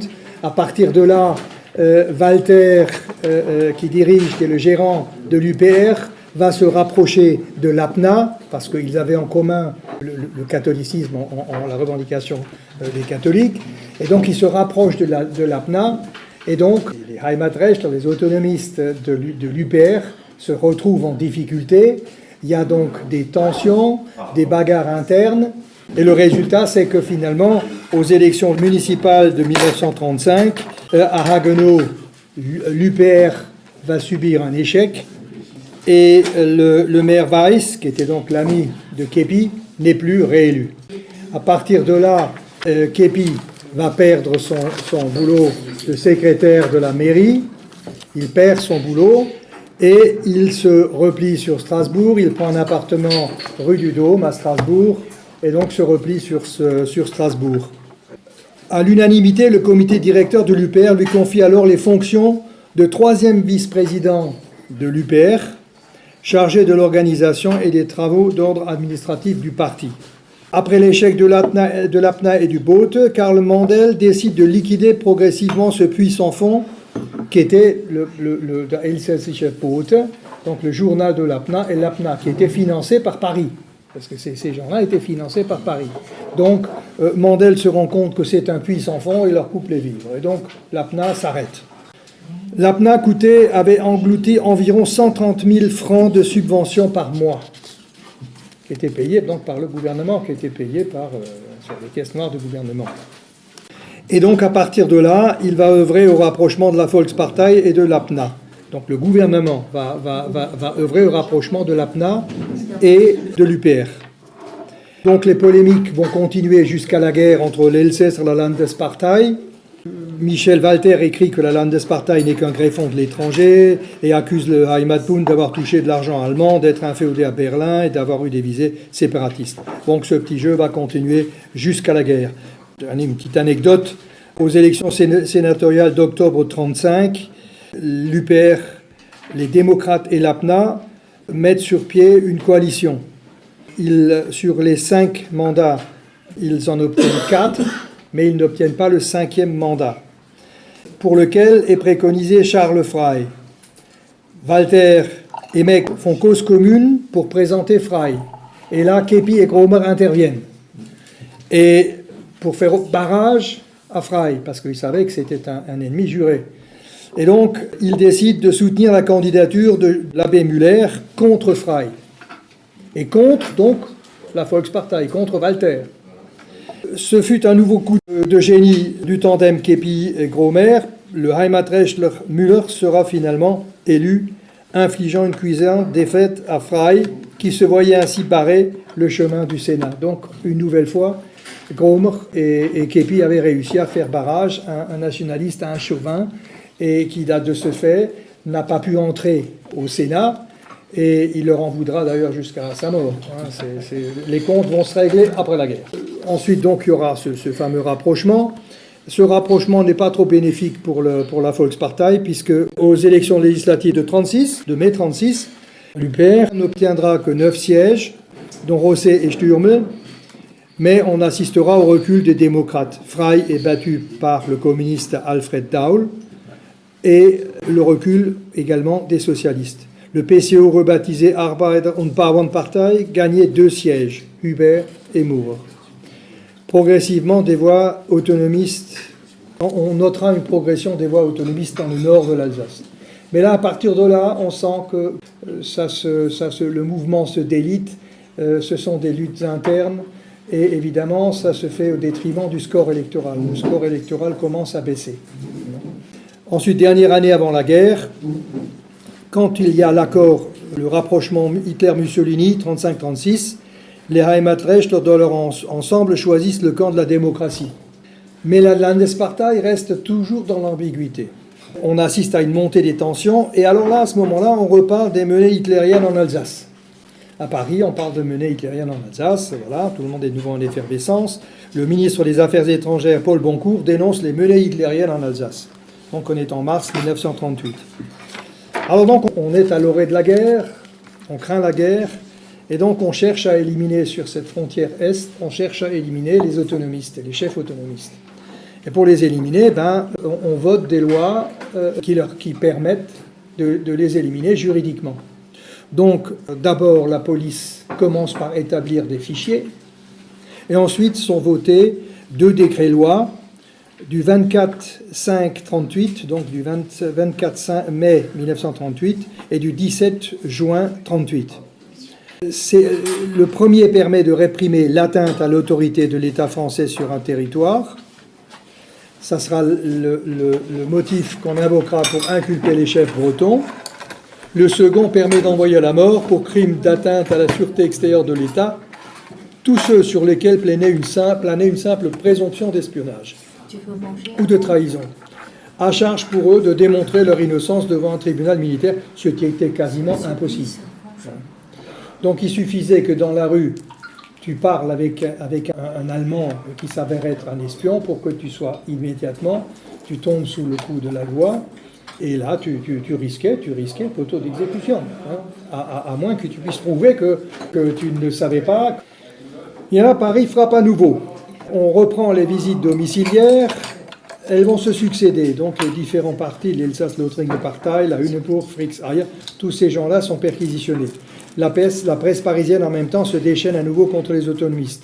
Le 26 octobre 1938, au congrès du Parti radical, Fritz Ecker demande une répression sévère contre les autonomistes. La Hels tente de répondre, de calmer le jeu. Il faut une entente avec l'Allemagne, notre mouvement ne demande que des droits élémentaires, répond-elle. L'Alsace affiche sa loyauté. Donc les conseils généraux vont voter des motions pour dire le soutien des Alsaciens, la loyauté des Alsaciens dans les périodes qui s'annoncent. En février 1939, Karl Roos est arrêté à Strasbourg, à Neudorf. Il habitait rue Jean Jaurès, à côté de la gendarmerie, là, enfin l'ancienne gendarmerie. Il habitait là, il avait une maison de 3 étages, je crois 4 étages. Et donc il a été arrêté et emmené. Mais la presse ne pourra pas en parler parce qu'il y aura une censure sur la presse et on parlera de l'affaire X. La presse parlera de l'affaire X. Donc il est emmené. Walter, dans un premier temps, dénonce la chasse aux sorcières. Walter se rend compte que là, il se passe quelque chose qui est pas normal, qui est dangereux. Et là, il a quand même la loyauté de dénoncer la chasse aux sorcières. Mais les communistes ne se laissent pas intimider. Les communistes continuent leurs revendications. Et le 4 avril 1939, à la Chambre, Maurice Thorez déclare toujours « L'autonomie n'est pas une revendication suffisante pour l'Alsace. » Eux veulent la séparation. Et là, on est en 1939. 1939. En avril-mai 1939, le gouvernement reprend son offensive, un moment interrompu contre les autonomistes. Donc on interdit de nouveau l'Elsass-Lothringen-Partei de Pichler, le Bund Erwin von Steinbach, l'Elsässische Volksbildungsverein de Karl Roos. Le motif invoqué, étant donné qu'il est constant que leur but réel est de porter atteinte à l'intégrité du territoire national, nous avons estimé qu'il y a lieu de dissoudre les divers organismes. Donc, plus de partis, plus de journaux, plus rien. Et là, suivent une nouvelle vague d'arrestations. On assiste à l'arrestation du docteur Oster et de l'abbé Brauner pour cette affaire de financement de la Volksstimme dont je vous ai parlé tout à l'heure, donc de l'argent qui avait transité par la Suisse, et donc on les inculpe pour avoir le fin mot de l'histoire.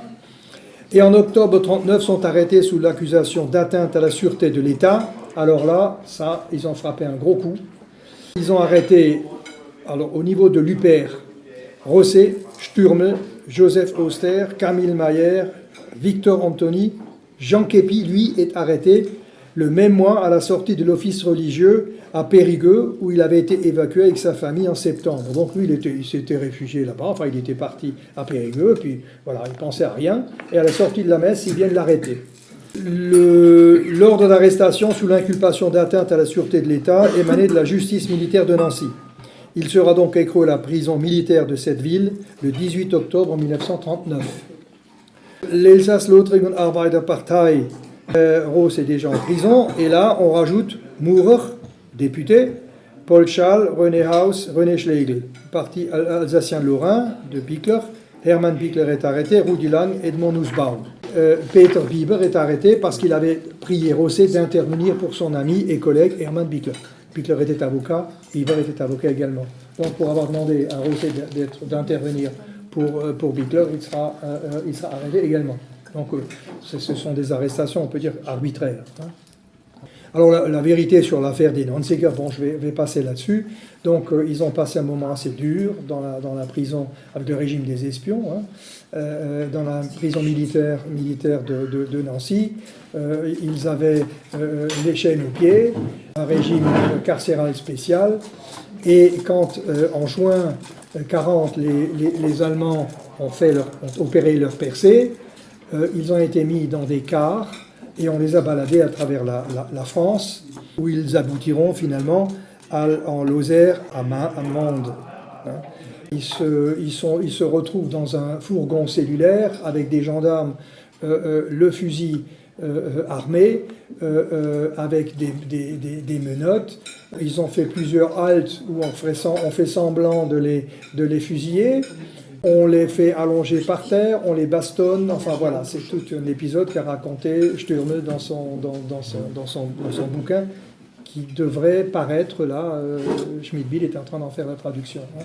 Et donc, Kepi se retrouve dans ce groupe des Danziger, alors que lui n'avait rien demandé. Lui voulait rester avec sa famille à Périgueux, il n'avait pas demandé. Et le 14 juillet, un groupe de gendarmes vient les chercher dans leur prison et pour un voyage de nuit à Chalon-sur-Saône. Là, à la grande surprise des Danziger, il les livre au major Temel, qui les y attendait. Le lendemain, ils seront rejoints par les autres. Donc, il y avait deux groupes qui avaient été emprisonnés à Carcassonne. Et donc, ils se retrouvent tous là. Et le 17 juillet, ils arrivent tous aux Trois Épis, où les attend Robert Ernst, fraîchement promu rapporteur général des affaires alsaciennes. Mais eux n'avaient rien demandé. Eux ne voulaient pas, eux voulaient retourner. Enfin, je parle maintenant pour Kepi. Eux ne voulaient pas aller retourner en Alsace. Ils voulaient rester. Et donc, il y a là quelque chose d'assez terrible, parce que finalement, ces gens-là, on s'est rendu compte après la guerre que l'accusation qui avait été portée contre eux était fausse, qu'il n'y avait pas de charge. Et donc, ils ont subi 8 mois de prison avec des mauvais traitements pour rien. Entre 7 et 8 mois de prison pour rien, absolument pour rien. On s'en rendra compte après la guerre. Voilà. Alors donc, on les amène aux Trois Épis, et aux Trois Épis, Ernst avait préparé un texte qui demandait en fait le rattachement de la... Je résume, hein, le rattachement de l'Alsace au Reich. Et il demande aux Danziger de signer ce texte. Les cléricaux, donc Rosset, Kepi, Sturme, refusent immédiatement de signer ce texte. On ne signe pas ce texte. Ernst insiste parce qu'il voulait envoyer ce texte à Hitler pour qu'il puisse s'en servir pour son discours qu'il voulait faire 2 jours plus tard. Et donc, il refuse de signer le texte. On discute une après-midi, on les met sous pression. Une telle pression que Rosset se met à pleurer. Il n'en pouvait plus. Il ne voulait pas signer. L'hôtel était entouré de militaires nazis. Et il était tellement excédé qu'ils ont ouvert les fenêtres, ils ont sauté par les fenêtres. Mais ils ne pouvaient pas faire autrement que de signer. Donc après, ils se sont rendus compte qu'ils ont négocié une modification du texte. Donc le texte a été amendé. Ernst a accepté d'amender le texte. Et en fait, ce texte amendé n'était plus aussi percutant. Et en fait, Hitler ne s'en est jamais servi. Ce texte, ils l'ont tous signé, mais Hitler ne s'en est jamais servi. Et ce texte est revenu par hasard au procès de Maurer après la guerre en 1947. On est tombé sur ce texte dans un tiroir de Ernst, texte qui n'avait jamais servi, et ce texte sera de la base de la condamnation des autonomistes des Danziger après-guerre.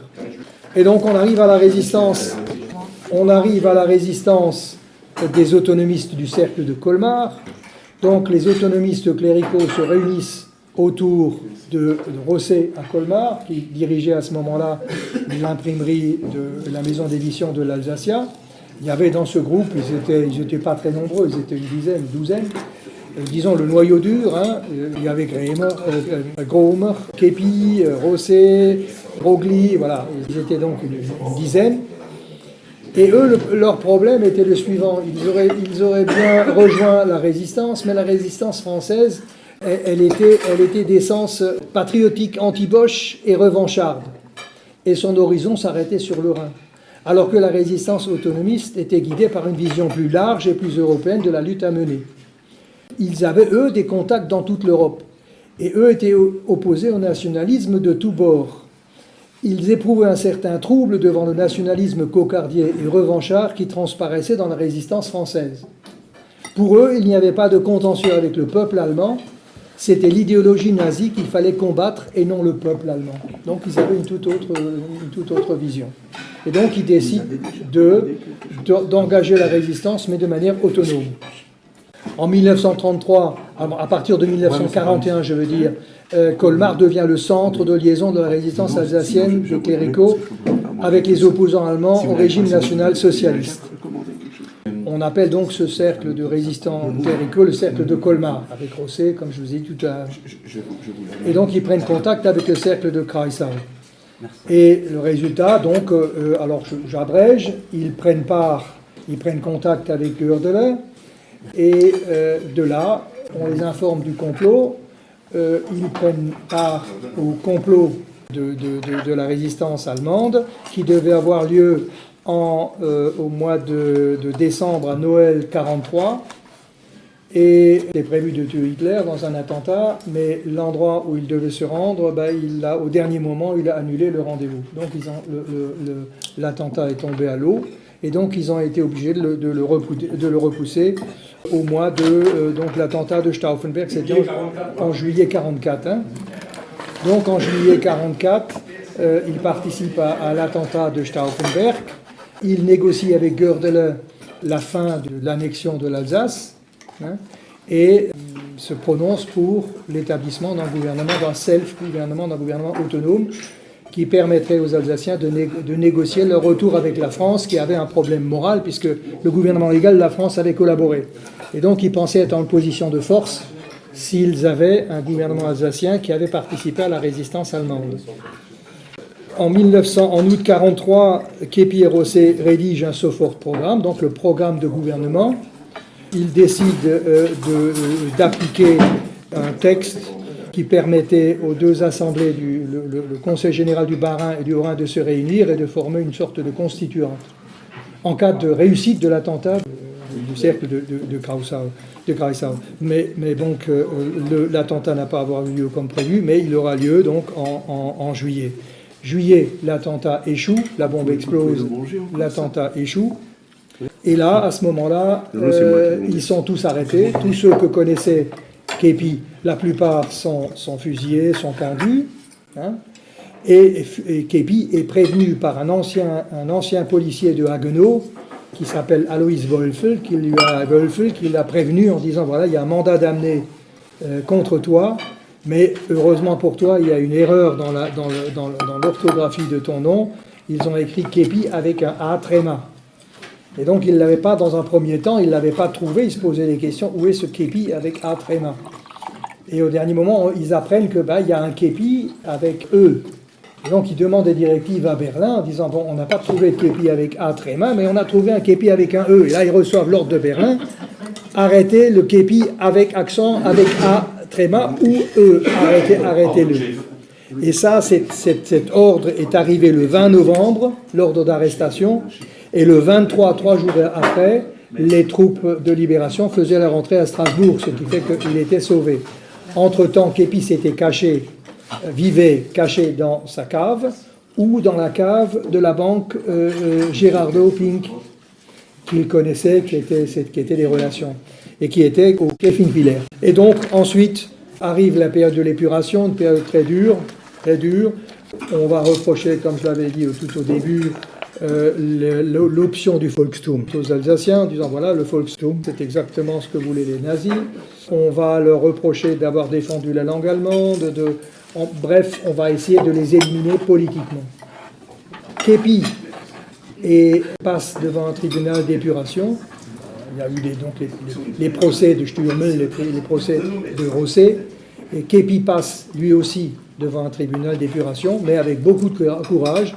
Il accepte d'aller témoigner au procès de Rosset, qui a eu lieu quelques jours ou quelques semaines avant le sien, et alors que lui-même était inculpé et devait passer devant un tribunal. Donc c'était extrêmement courageux de venir défendre Rosset, qui était la bête noire des nationalistes. Donc il est venu au tribunal pour défendre son ami Rosset. Et là, il a été...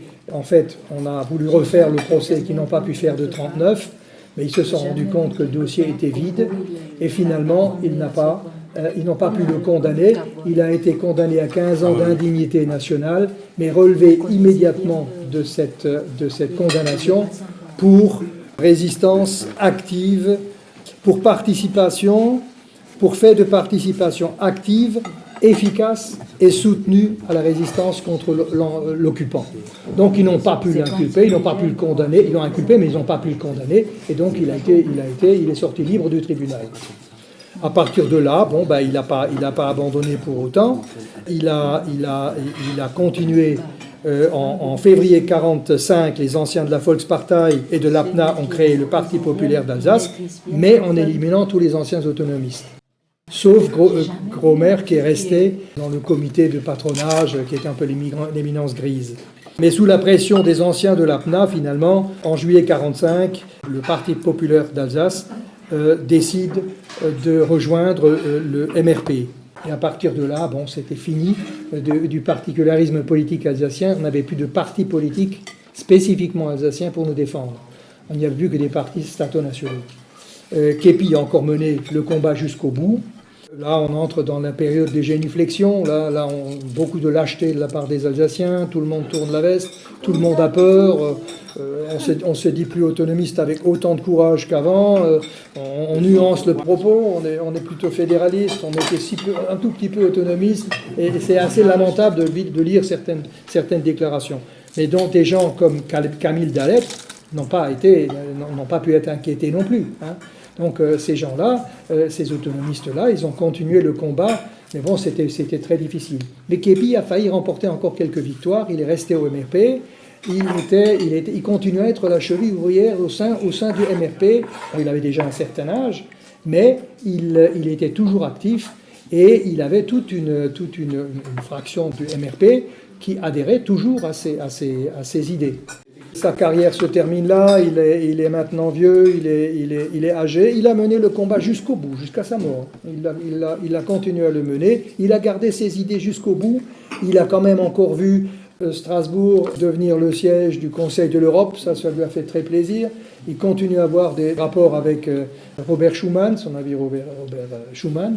D'ailleurs, il y a une anecdote qui est intéressante à raconter, c'est que pour le siège du Conseil de l'Europe, il n'y a eu que 2 opposants, c'était 2 maires de la ville, Charles Frey et Charles Altorfer, qui voyaient dans cette nomination de Strasbourg, siège du Conseil de l'Europe, la possibilité d'une infiltration allemande en Alsace. Ils étaient contre, les Alsaciens étaient contre. Il faut le faire. Et donc, ils pensaient que ce siège du Conseil de l'Europe allait affecter le caractère français de la ville. Enfin, je veux dire, c'est typiquement alsacien. Mais bon, ces dernières années, il a été le collaborateur régulier de l'Ami du Peuple. Il s'est occupé du service juridique et des corrections des preuves. Il écrivait de temps à autre des articles, et puis également dans le Nouvel Alsacien. Il a écrit quelques articles aussi dans le Nouvel Alsacien. Il rencontrait son ami Robert Schuman. Et il a rencontré également ses vieux amis Gromer, qui est mort en 1954, Zem, Sturmel, Sels, ces gens-là. Il les a encore rencontrés, ils se voyaient de temps à autre. Et ils se racontaient sans doute le bon temps où il faisait la pluie et le beau temps en Alsace. Et il est finalement mort le 19 février 1967 au presbytère catholique de Dachstein. Comme dit, il est mort, il avait sans fortune, il a vécu simplement jusqu'à la fin de ses jours. On pense qu'il est mort d'épuisant. Enfin, j'ai pas eu l'explication. J'ai demandé sa belle-fille, Marguerite, mais elle n'a pas pu me dire exactement de quoi il est mort. Elle m'a dit qu'il est mort de fatigue, d'épuisement. Voilà. Et il repose donc au cimetière Sainte-Hélène de Strasbourg, où nous avons déposé hier, pour l'anniversaire de son décès, nous avons déposé une gerbe hier après-midi. Voilà. So, und jetzt habe ich fertig, mais je tiens à m'excuser.